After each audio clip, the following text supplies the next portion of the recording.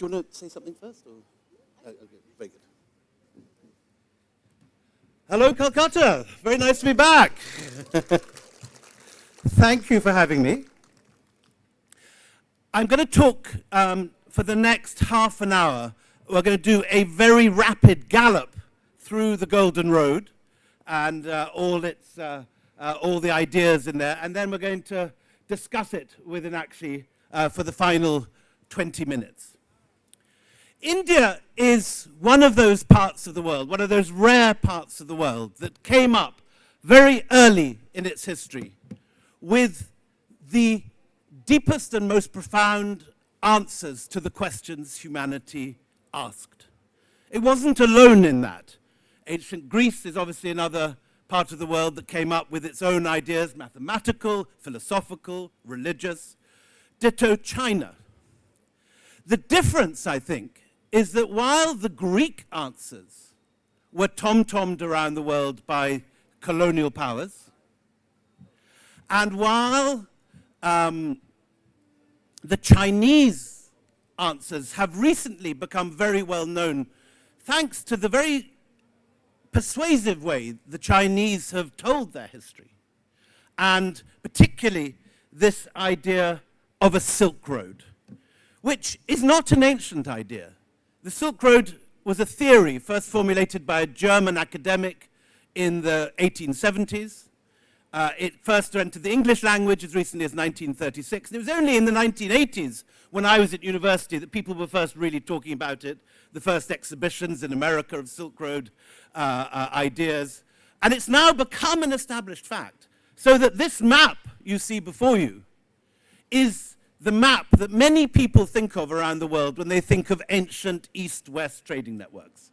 And this map, as you can see, stretches from the Roman ports like Gaza and Antioch and Palmyra on the Mediterranean coast, right across Anatolia and Persia, over the Hindu Kush, across the Gobi Desert, and to the South China Sea. As you can see, that map and that dotted line is way to the north of India. And on this map, as in many others like it, India is just an absence. Even the maritime Silk Road, a new addition to this theory, bypasses India. There's no port for that dotted line to stop on. There is only the Himalayas. There's not even a sort of town mentioned. And maps like that, crude misrepresentations of ancient trade networks, are in regular circulation, not least at this moment at the Silk Road show in the British Museum in London, in another show in the British Library called Oasis on the Silk Road. And people have come outside India to accept this version of East-West trade. I'm going to try and show you in the next half hour that that version is not just a misrepresentation, but actually a lie. It's so fundamentally wrong and so completely out of kilter with the reality of ancient trade that it's difficult to, it's necessary to completely re-envisage our understanding. Because the reality is that while the Silk Roads, following those routes on that map, were very important trade routes in the post-Mongol period, after the Mongols had smashed through Eurasia and created a single state that linked the Mediterranean to the South China Sea. In the earlier period, in the classical period, there is no sign that the Romans had any idea of the Chinese, or the Chinese had any idea of the Roman Empire. There's not a single diplomatic mission we know of. There's no trader who passed. So while Marco Polo in 1271 does indeed cross that route, the story of what happened in antiquity is very different, and to this point has really only been discussed among small groups of scholars and specialist archaeologists and maritime experts. Because I'd like to memorize that map for a minute in your minds. Look carefully at the pattern of trade suggested by that map and compare it with this map. This is a new map out of the Oxford Archaeological Department. it has orange dots wherever a major Roman coin hoard has been dug up by archaeologists. As you can see, as you'd expect, most Roman coins are in Europe, in Italy, Gaul, Spain, and southern England. There is a line of orange right around the Mediterranean coast: Algeria, Morocco, Palestine, Lebanon, southern Turkey, Greece. Then there is a trickle down the Nile, a couple of little orange dots at Aden. Is there a single orange dot in China? No. No Roman coin hoard has ever been discovered in China because no Roman trade went to China. Contrast that with India, particularly Tamil Nadu and Kerala, a mass of orange dots. That is because, as we know well, India was the principal trading partner of the Roman Empire. All over Kerala and Tamil Nadu, but also other parts of India, Roman coin hoards are regular and frequent occurrences. Archaeologists discover them every year, often vast numbers of aurii, the most expensive Roman gold coins. And this is something that archaeologists know very well, and which have been the case since the East India Company. And yet somehow this picture of Rome and India as regular annual trading partners, Strabo, a geographer based in Alexandria in the 1st century, talks of fleets of 250 Roman vessels leaving the Red Sea coast to pass through on the way to India and then back again every year. Pliny, an admiral, upset at the way that Roman gold is gushing out of the country into Indian pockets, talks about India as being the drain of all the precious metals in the world. It's a quite extraordinarily close relationship that was massively in India's favor. And so we have to completely now reimagine India's place in the ancient world, both as an economic and trading center and as a major cultural force. Over the next 30 minutes, I'm going to talk about three main forms of Indian ideas which diffused out on those trade routes. Trade came first, ideas, culture, civilization, art, learning, astronomy, the whole gamut of Indian civilization followed on those trade routes soon after. And I'm going to talk about three principal ideas. First of all, Buddhism, which in my view was unquestionably the biggest Indian intellectual and philosophical export of the ancient period.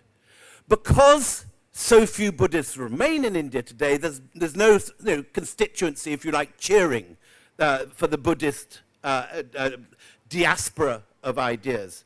But unequivocally, it is the greatest and most popular Indian export of early periods. Secondly, Hinduism, which a little bit later, from the 6th century AD, becomes a major force in Southeast Asia, particularly in Cambodia, in what's now Thailand, and in Vietnam. In all those places, Hindu kingship takes root, and over an extraordinary area from Kabul and Kandahar to Java and Bali, Sanskrit becomes the language of civilization for 1,000 years. Thirdly, Indian scientific and particularly mathematical and astronomical ideas travel westwards. Later still, they reach the Arab world in the 9th century, and they reach Europe, last of all, the laggards, in the 12th century. And we will talk at the very end about that. Now, I've got to gallop in order to get Inakshi's conversation and not leave her stranded on stage at the end. So forgive me if we gallop a bit fast. So first of all, Buddhism. Buddhism, obviously, the Buddha historical character. 5th century, mid-5th century BCE, according to most scholars, there's still some dispute. But frustratingly, early Buddhism is almost invisible. Very few early Buddhist texts survive that are clearly datable to the early period immediately after the Buddha, or the period of the Buddha. Almost no archaeological remains can be soundly dated to the Buddha's own period or immediately afterwards. Instead, what happens is that suddenly the lights go on dramatically 200 years later. It's with Ashoka in 250 BC, which is probably 200, maybe 250 years after the Buddha's died, that suddenly we get inscriptions, large-scale monuments in stone, sculptures, art, and suddenly everything is visible, where you've had complete silence. You have waterfalls of words pouring out over the rock shelters and over the extraordinary Ashoka pillars. I was lucky enough to see the famous one in Allahabad during the Kumbh Mela last week. And they are spectacular monuments. Even today, they stand out and grab the eye. Now, Ashoka sends out Dharma ministers, as he calls them, missionaries in our language. And he sends them far and wide. He sends them to Sri Lanka, to Burma, across Anatolia, and as far as Cyrene, modern Libya. So we have some form of diffusion of Indian ideas as early as 250 BC. These guys are going out. We don't have details. We only have a couple of references on the pillars to these Dharma ministers going out. But we have tentative and fascinating echoes of Ashoka's words in Anatolian inscriptions, with the Greek word Eusebia being used as a substitute for what Ashoka calls Dharma. And so you get an echoes and hints of the expansion of Buddhism. But in India itself, you get solid evidence from about 150 BC. These extraordinary rock-cut viharas, particularly in the Western Ghats, dramatically around Pune. This is Bhaja. This is famously Ajanta, a little bit later, but magnificent. The Bodhisattva caught in what Stella Kramrisch called a gale of silence. Wonderful. Gale of stillness. And in Sri Lanka, the Buddhist mission gets its first major international success outside the borders that we recognize as being modern India, when the king of Anuradhapura converts to Buddhism. His son Mahinda is leading the mission, and Mahinda's stupa turned up as recently as 2 years ago on the hill of Rajagala in Sri Lanka. Previously unknown, we have a Brahmi inscription of Mahinda. And Sri Lanka itself becomes a major part of the Buddhist mission. And this is the map that we don't see enough of in Indian textbooks or anywhere else in the world. This is the miracle that happens in the next 500 years, and a lot of it in the next 100 years. Buddhism spreads from a small local religion, really only showing any signs of existence in the Gangetic plain immediately around Sarnath, Varanasi, Bodh Gaya, Lumbini, until quite suddenly it's spreading southwards to, as we said, to Sri Lanka, but also northwards through Pakistan and Afghanistan to what is now Bactria,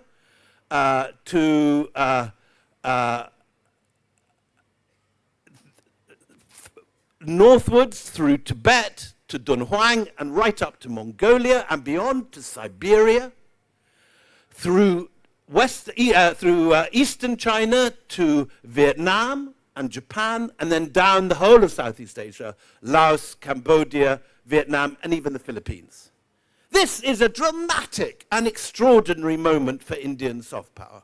And it's not just Buddhism. With Buddhism comes Indian ideas of kalpas and yugas, of time and space and geography.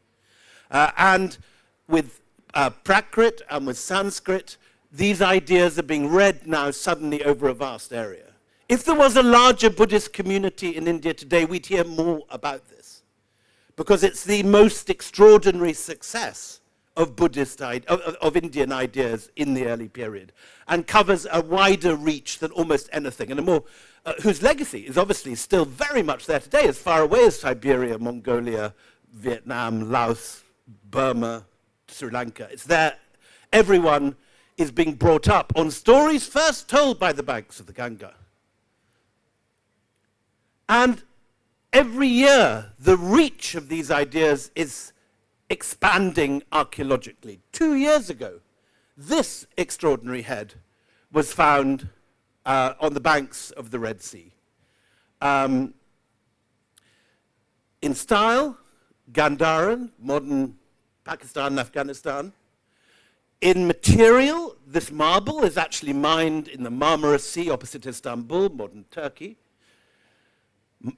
drilled, and we can tell from the style of the drills in what the archaeologists nicely call the tortellini curls on the Buddha's head, in Alexandria, but discovered, astonishingly, under worship in an Isis temple, the temple to the goddess Isis in ancient Egypt on the Red Sea coast. So it's as multicultural an object as you can find. Next to it, a trio of very early Hindu gods, Vaishnav gods, Balarama and so on, and the pantheon that will become Krishna in the centuries to follow. This extraordinary discovery, again, total surprise. Who knew that there were active Buddhist images and monks and the faithful at work in ancient Egypt? But this is not a surprise. And this map from the 1st century AD shows us why.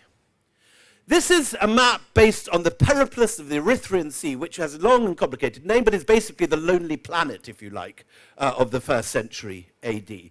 It's made by Roman sailors who are sailing mainly to the west coast of India, but occasionally to Arikamedu and the area around what's now Pondicherry and Tamrilipti, ancient Calcutta.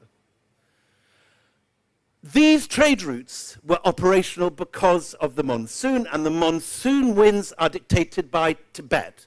At the top of this map, you can see the white. At this moment, it is freezing cold in Tibet, and cold winds are raking in to the Tibetan plateau. But in April, the thaw will begin, and warm winds will blow out over a continental scale.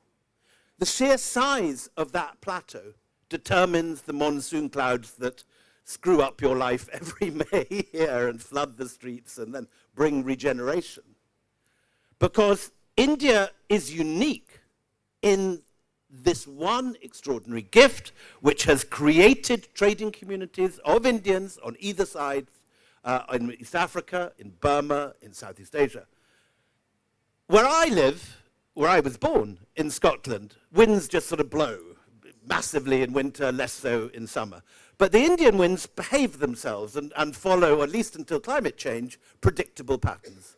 They blow strongly in one direction outwards for 6 months, then they reverse themselves and come back again for 6 months, which means that if you're an Indian sailor in the 1st century AD, you only have to learn to ride that monsoon like a surfer learning to use the waves. Dangerous, but also extraordinary. And if you sail with the monsoon, you can sail at great speed and reach Egypt in just 2 months. Ditto the Malacca Straits and through to the Mekong Delta. 2 months. Tamrilipti to the Mekong is even less than 2 months. Then 6 months later you can come back with equal certainty and equal predictability. Nowhere else has that. And it is, along with the mineral resources and the 2 harvests a year that the Indian weather produces, has led to the prosperity of India and to it being regarded, contrary to its reputation in modern times, as a place of poverty, to it being regarded in classical times as the richest region of the entire globe. And on the way, you've got Ethiopians. Here are wonderful images of Ethiopian sailors, traders coming to Buddhist courts in South India. And the Mosiris Papyrus, a new discovery, gives us details of figures and numbers. It is one invoice for one container of Indian exports leaving Kerala 120 AD and arriving in Alexandria soon afterwards. And like a modern shipping invoice of the sort that I'm sure shipping agencies are doing every day in this city, it has a detailed account of the contents of this container, their value, and then, crucially, a column for the customs take, the amount that the Roman government will charge for customs on arrival, which is 1/3. And the items are illustrated in a mosaic showing a personification of India with all her goods in Sicily, because merchants as far away as Italy were participating in this trade.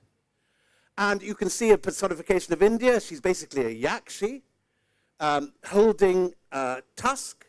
Behind her are peppercorns on vines. There's elephants and tigers, circus animals, a major export for the Roman circuses, nard behind the tiger, which is a substance used in perfumery. And so these objects are contained in the container in the Maziris papyrus. And the surprise is the amount that the Romans were paying for them. Your Indian ancestors were ripping off my Roman European ancestors something rotten. It was the reverse of what happened in the 18th century. And the Maziris papyrus demonstrates that your ancestors, rather like the Saudis today, barely had to get out of bed for 500 years. They just harvested a bit of pepper, shot a few elephants, sawed off the tusks, sent it off to Rome, and gold poured into Indian pockets, to the extent that Pliny says it's bankrupting the economy of Rome. So much gold is leaving the shores. For he says, why do people like this pungent taste that the pepper vine produces? Why do Roman society ladies clothe themselves in this revealing? Look at this. You can see the Yakshi's shape of her legs very sensuously through the silk. Pliny says, can we have this? Oh, it's back again. Roman society ladies were appearing naked in public, he says, swathed only in transparent silk. So this humpy sort of, puritanical naval commander thinks that the Roman elite is paying the price of the profits of empire to buy Roman goods. And he has a point, because we know, for example, that one of Nero's mistresses, Lolina Paulina, used to go to Roman parties with Indian gems on her hair, over her breasts, in her tummy button, on her shoes.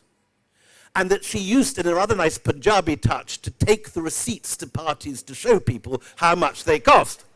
So this is clearly something that was a thing. People wanted to show off not their Dior bag, but their Rajasthani garnets from this period.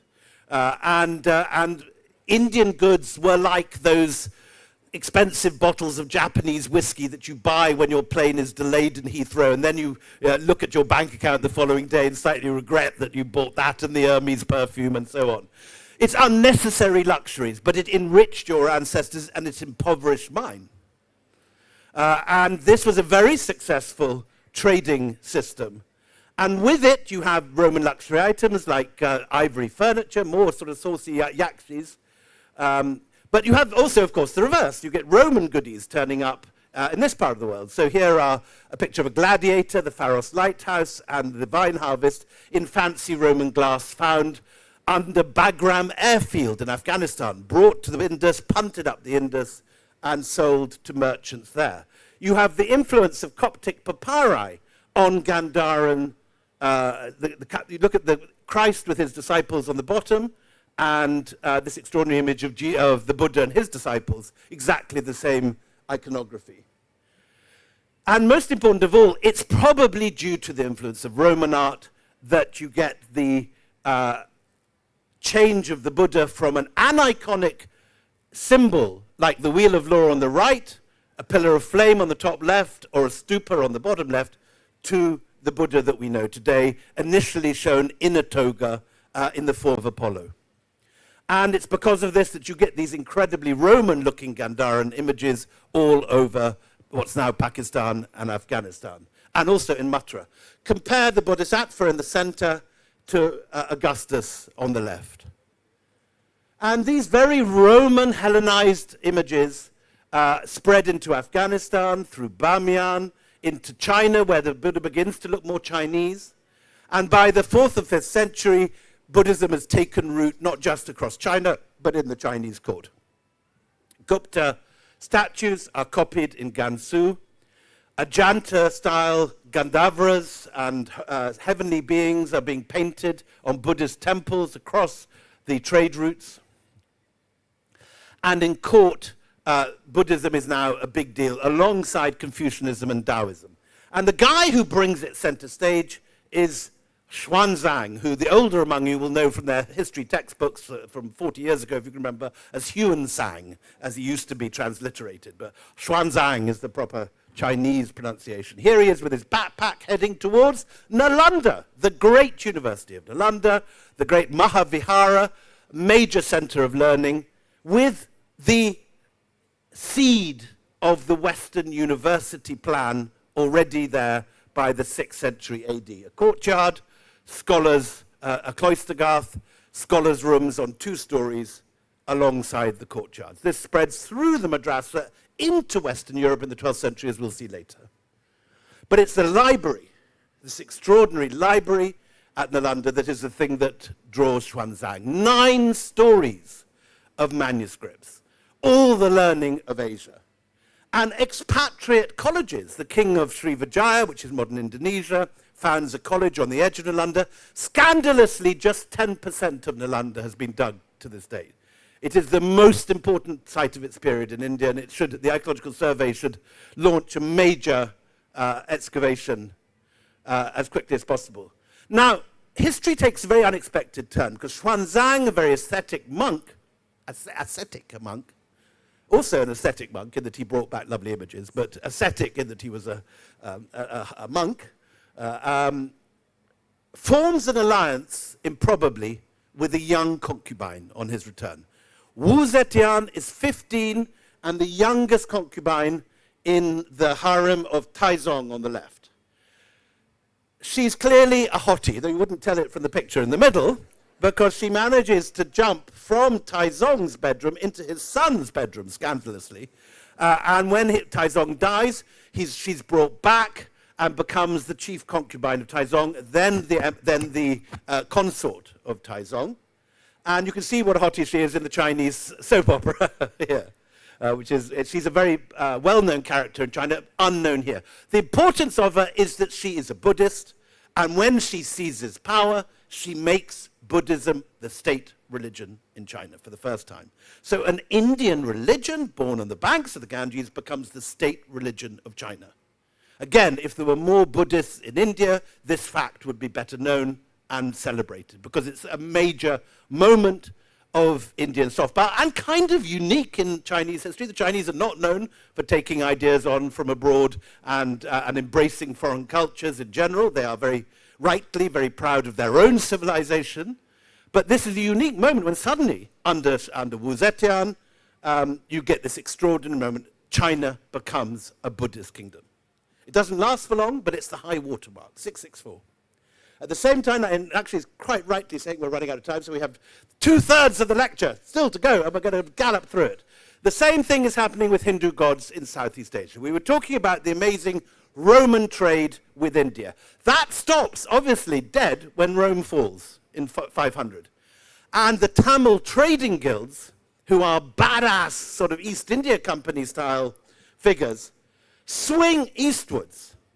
And in the 5th and 6th century, you suddenly find the Tamil trading guilds founding trading settlements in what's now Malaysia, in Vietnam, and in Cambodia, particularly on the Mekong Delta. These are the ships being used. Suddenly we find Buddhist wheels of law in Thailand. Suddenly we find lingams in Malaysia and yonis. And particularly in the Mekong Delta at Okeo and Angkor Borei, you get these canals leading to the first Hindu temples in Southeast Asia. They begin about 500. You get lingams and Buddhist statues from about 400 or 500. By 600, you've got temples and large-scale sculpture. But it's already different from what's happening in India. This is an image of Jayavarman II, the founder of the Angkor dynasty, and he's showing himself as Vishnu. On the right-hand picture, he's got a conch and a discus.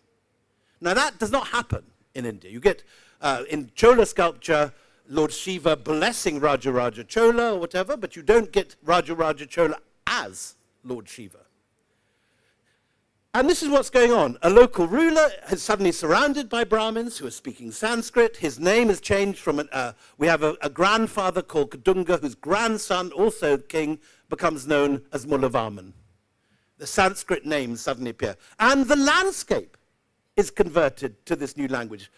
Tamil Brahmi, Pallava Brahmi script, the southern Brahmi, inscribed in circular letters for use on palm leaves. You can't have the straight lines of North Indian script. Becomes the basis for every script in Southeast Asia. But the landscape is being Hinduized too. Riverbeds are being carved into yonis and lingams, sacralized as a Ganga. So the Mekong is just Ma Ganga in Khmer.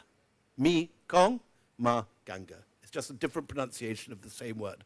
So the Brahmins, who are not meant to leave India, managed to move the Ganges and move the boundaries of Southeast Asia. Thank you, Inakshi. Malavika.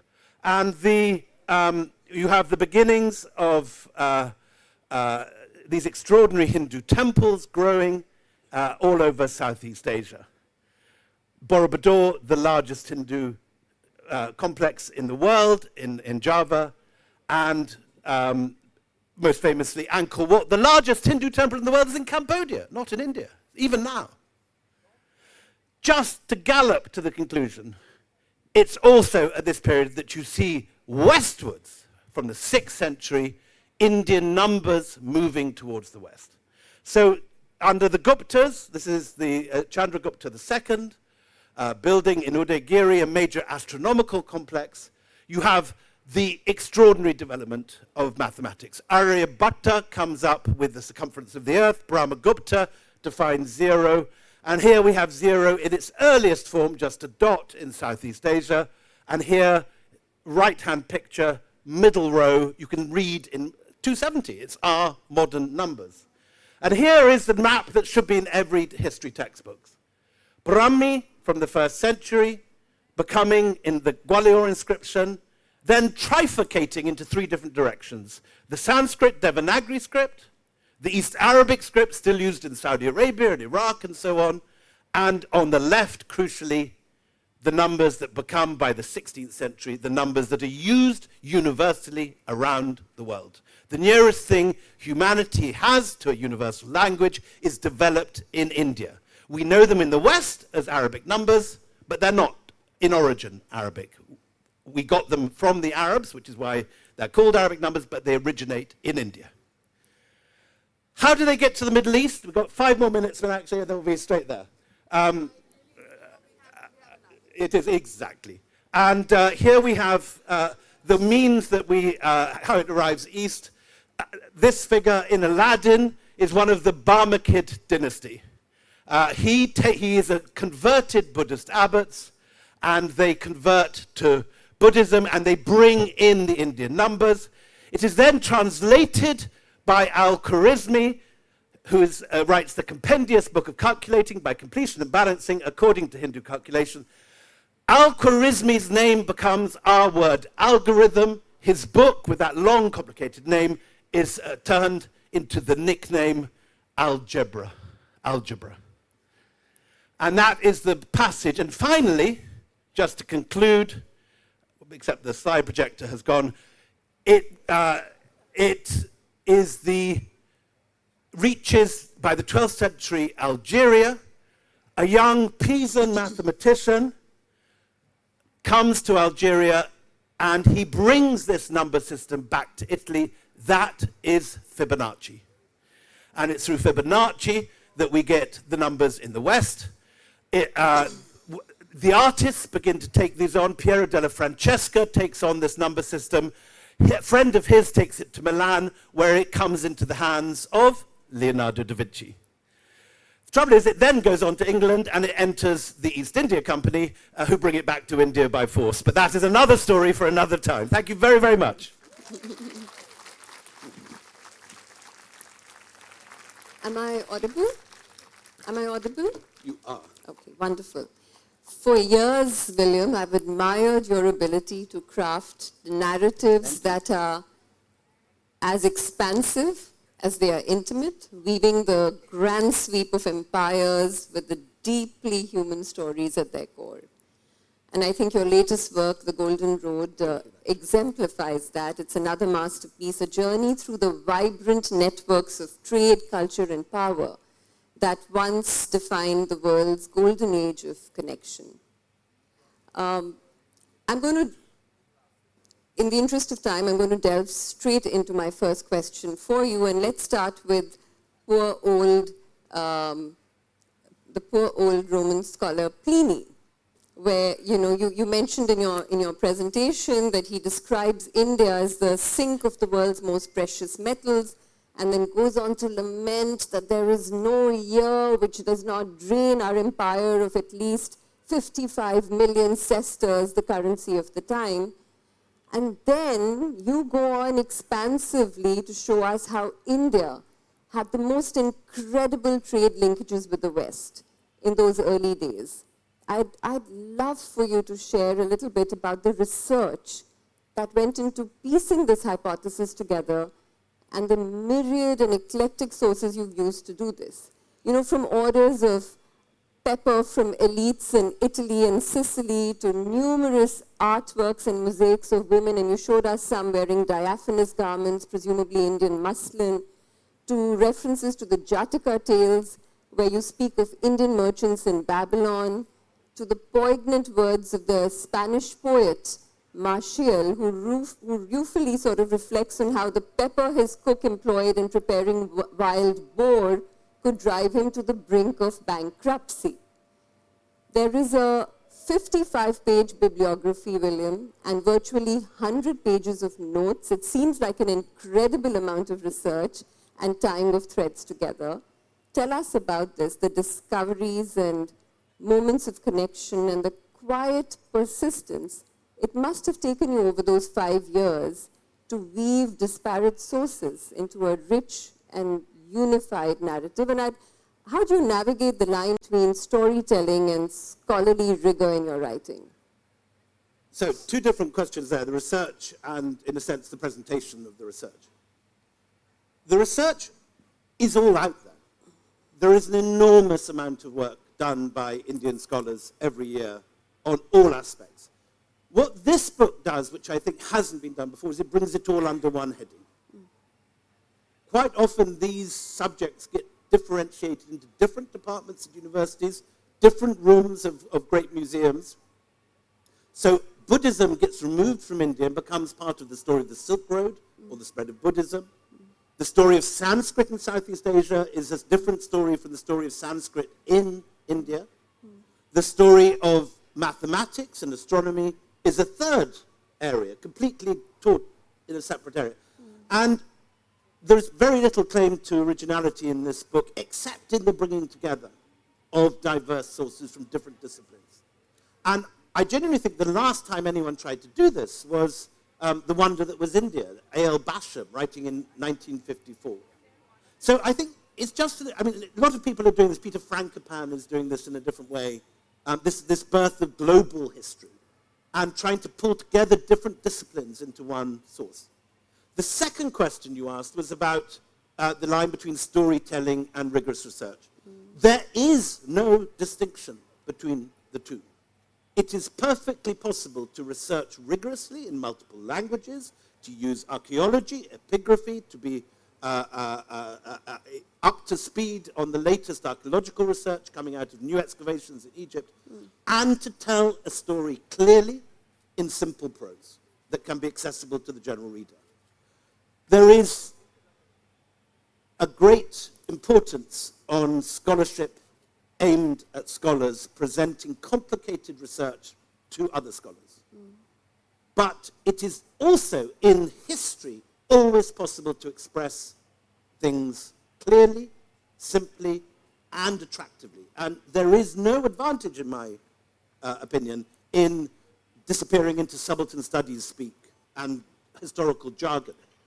I'm not saying that is a bad thing to do in the scholarly network, but I don't think it gains you any clarity. And the idea of presenting ideas should be to present them with clarity, with clear understanding. And to make them accessible is not a difficult thing to do.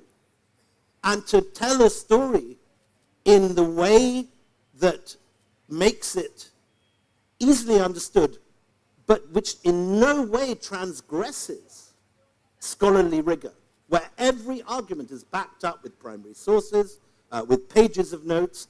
Arguments are laid out. What I do in my writing is I try and regard the notes as, if you like, the bit under the bonnet. You can drive a car very successfully and drive your car around Calcutta and never open the bonnet. But if you are an engineer and want to know how the car works, you've got to put up the bonnet and study the carburetor, the oil flow, and all the rest of it. The notes for my books are that, which is why they're 150 pages long. And so the detailed arguments behind the claims that I'm making in the main body of the book are argued out not on the pages of the main text, but within the footnotes. And that's a technique I learned from my historical guru, Sir Stephen Runciman, who was the man who taught me how. When I was studying history at Cambridge, Runciman, who wrote about the Crusades and about Byzantium, was my god, really, because he did exactly this. He presented complicated research in multiple languages and crossing geographical boundaries, but in such an exciting way that you wanted to read it. You kept your lights on at night. You were, drinking coffee to stay awake. And yet, there in the footnotes are sources in 11 languages. It's rigorous research that has gone into actually.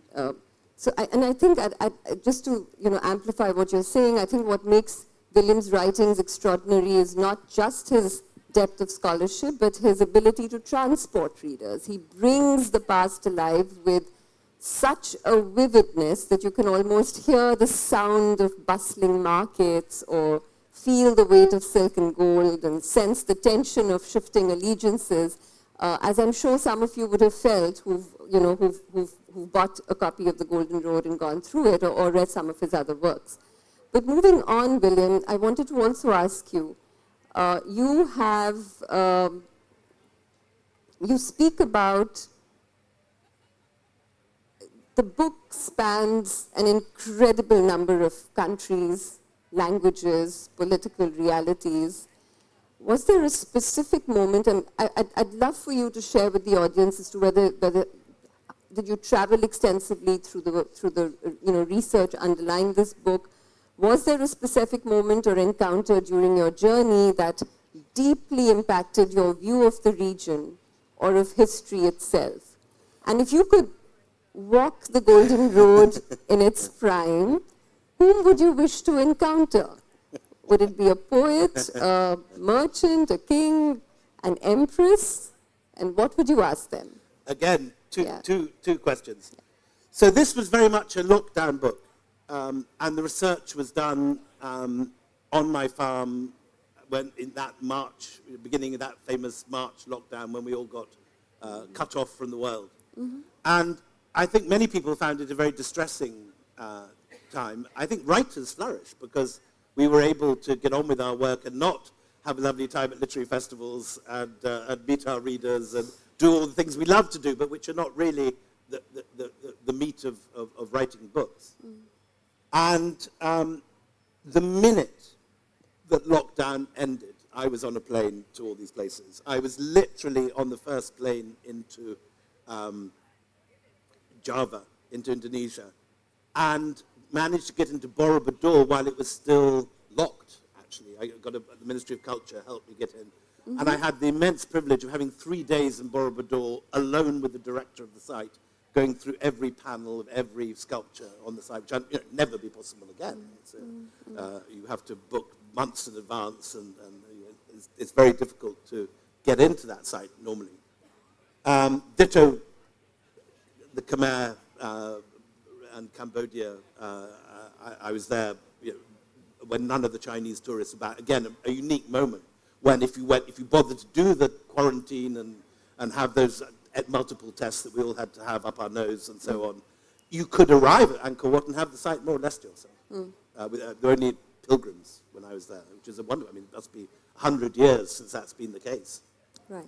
So it was very luckily timed. It allowed them, a far wider gamut of research that would normally have taken probably 10 years.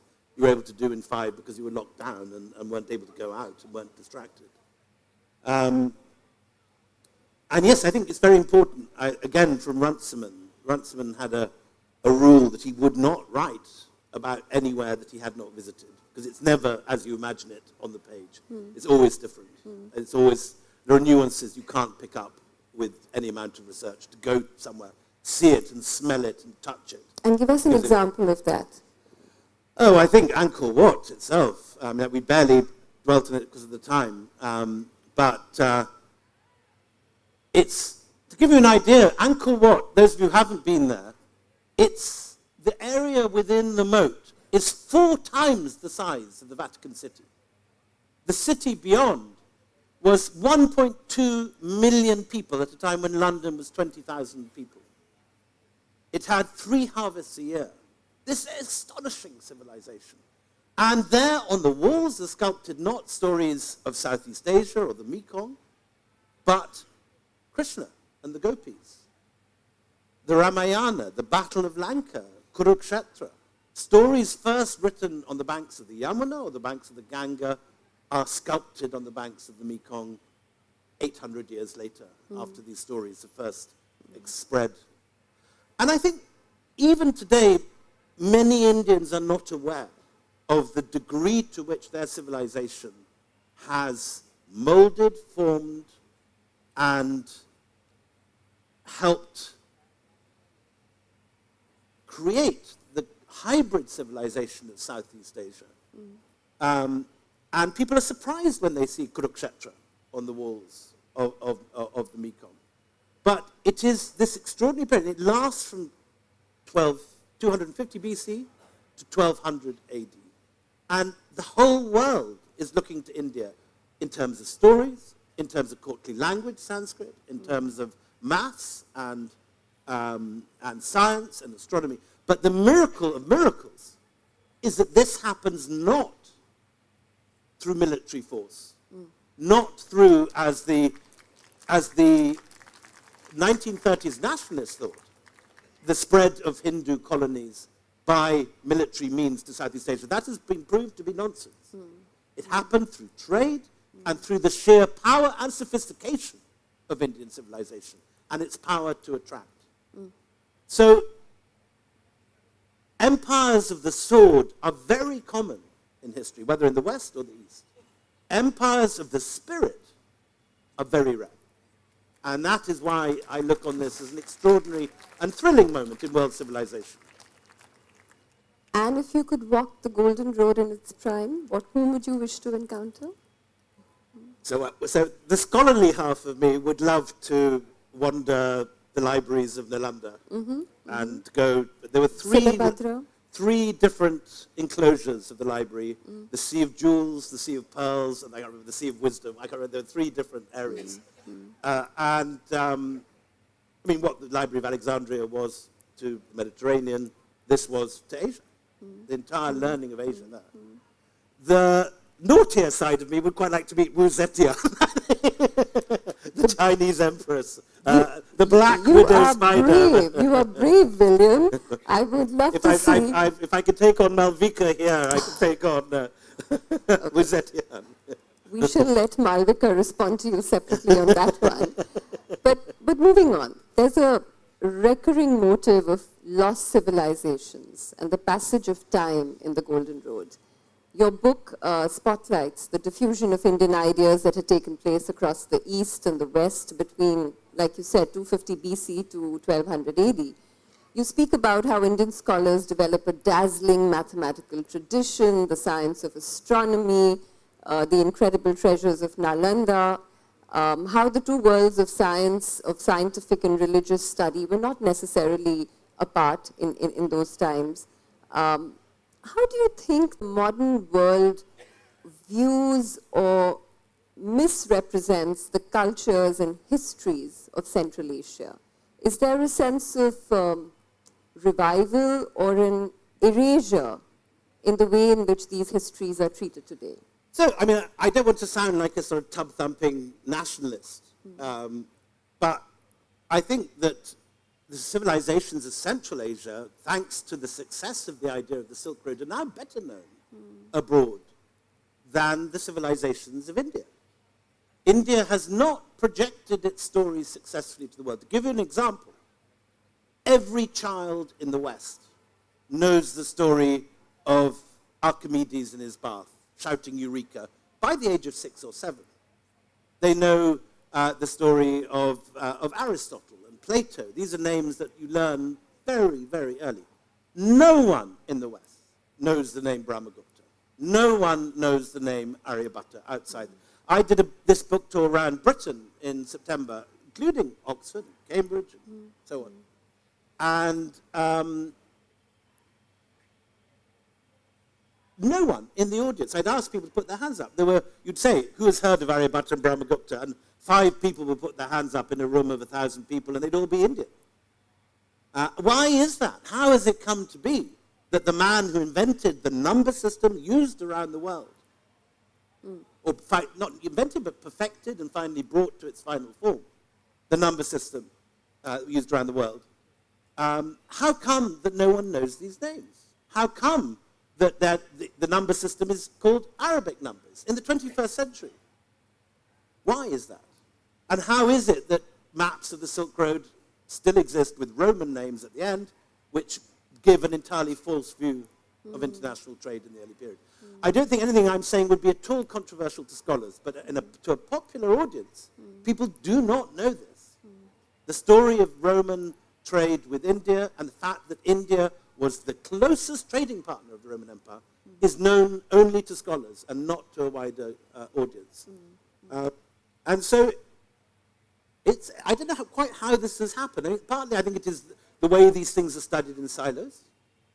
That the story of Sanskrit is one story. The story of Buddhism and the Silk Road has been sort of hemorrhaged off in a different direction. And the story of India's mathematical and scientific prowess is known to people in this country, but nowhere else. And I think this must change. This has to change.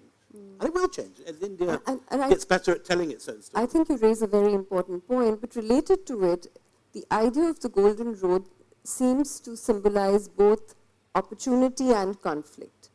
In your travels, did you find that the notion of an interconnected world through trade has been largely beneficial? Or did you also think that it was fraught with exploitation and tension? And given the rise of nationalism and territorial disputes in Central Asia, William, do you think the interconnectedness of these regions, as outlined in your book, offer any lessons for today's globalized world?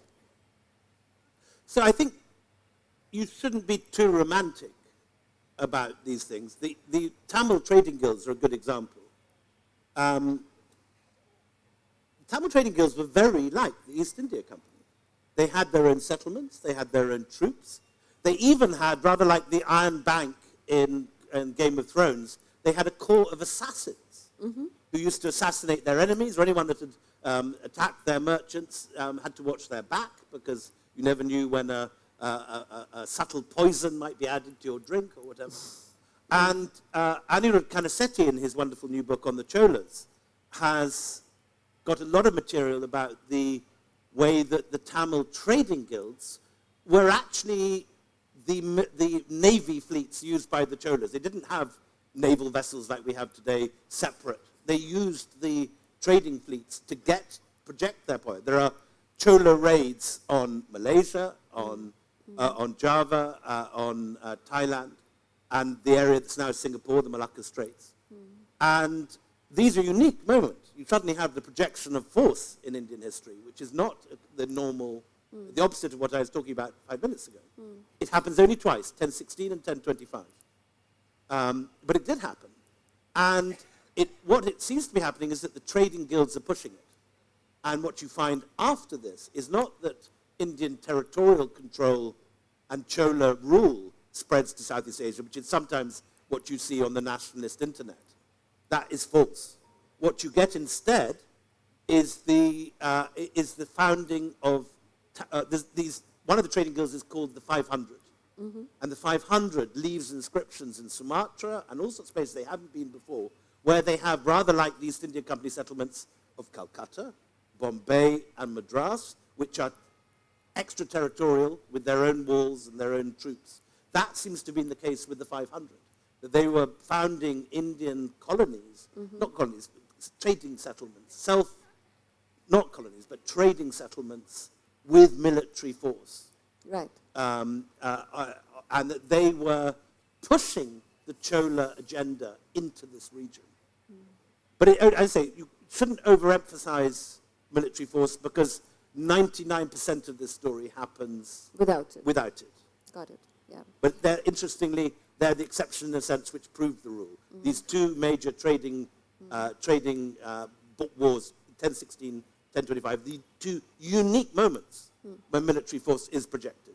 Right. I see Malvika trying to pull us in now. Okay. So a personal question to you. What does writing history mean to you? Is it an act of excavation, an act of creation, or perhaps reconciliation with the past? The way my mind works, I've always been fascinated in history. Literally, my first trip to London as a young Scots boy, born and brought up near Edinburgh, was to go and see the Tutankhamun exhibition, age 7. I begged and pleaded with my parents to take me to London. And my interest in history has propelled me to India and beyond. And it's always a cycle of reading and then wanting to travel, and then traveling and reading more and wanting to understand, and then ending up writing about it. I turned up here, aged 18, because of reading about it. I had no idea then that I actually had Bengali blood, that I have ancestors born for 8 generations in Calcutta, that Stair Dalrymple is on the Mutiny Memorial from 1756, that as recently as my great-grandfather Walter was born in Garden Reach in the early 1900s. And I have Franco-Bengali great-grandmothers in Chandanagar. But it was a place that I arrived, it was my reading of history that brought me here. Right. And aged 18, I went around going to Sanchi, going to Ajanta, going to Ellora. And I think my younger self would have been surprised only that I spent so much of my life writing about a later period. Most of the last 20 years has been writing about the East India Company and the late Mughals and the transition from Mughal rule to company rule. This was the stuff which really set me alight as a child. It's very nice to have got back, and now I have to say I was planning to write a book on the Opium Wars. I'm now rather tempted to try and find something else to keep me in these early waters, and because it's very rich and extraordinary material. I'd love to write more on the Guptas, for example, and this whole early Indian civilization. Right. A lot of it is locked up in quite inaccessible journals and archaeological reports and so on, and to try and spin those into prose would be a lovely way of spending the next 5 years. Well, good luck to you as you do that, but I'm sure there are a couple of questions in the audience. I see many hands up in the audience, so let's just take a few till Mala tells me that we have 2 questions from the audience before we close. Maybe we could start with you, please. Yeah. Hello. I think this gentleman who's waving his hand so rigorously I think the lady right in front to begin with, and then we'd go on to you. Yeah? Okay. I have a question. See, my most favorite book till date is 9 Lives. Thank you. So, you started with unearthing the religions which are very less known even within India. For example, being from a Jain family, I never knew so much about Santhara. After I read your book, I got to know. So I just wanted to know what made you travel from that religious, unearthing unknown or lesser known religions to this unearthing this Silk Route or Golden Route. So what is the inspiration behind that? So in my career, I've oscillated between what you might call travel writing with a sense of history, and history writing in a sense with a sense of geography and travel. And sometimes the books, like 9 Lives, have been set in the present but looking always backwards, and sometimes they're in the past looking forwards. And it's trying to negotiate how to use the same material in different ways. They're actually quite similar. I mean, for example, 9 Lives contains a long section on Chola bronzes. And which was the time before this that I studied the Cholas. But it's one of the most wonderful things about this country that you still have, alongside, in a sense, the central pillars of Hinduism, of Shaivism and Vaishnavism and the worship of the Devi. These regional forms, which are known in that particular region but not elsewhere. So everyone here in this audience will know everything about the Bauls, but talk to somebody from Gujarat, they'll never have heard of it. Everyone in Rajasthan will know about the Papuji ki Fad and the Gogaji epic and a whole variety of epics which are told in the west of India, but which are unknown even in Delhi. Likewise, if you go to Tanjore, they will teach you about the Tevaram hymns and the songs of the Tamil saints, these gorgeous, beautiful poetry from the Sangam period and later, the early devotional poetry, the bhakti poetry of the early Tamil saints, which is unknown even in Andhra Pradesh or Karnataka. And waves of influence from that still inform and mold the present. You can still see people singing those devotional bhakti hymns in the Tamil temples. You can still see a Bopa doing the Papuji ki Fad. Probably there are Bauls within 500 yards of where we're speaking at this moment, singing wonderful. It's now Makar Sakranti, the great Mela. So no, it's all related. Two sides of the same enthusiasm. Thank you. So you win the award for most enthusiastic hand waver. Can't hear you.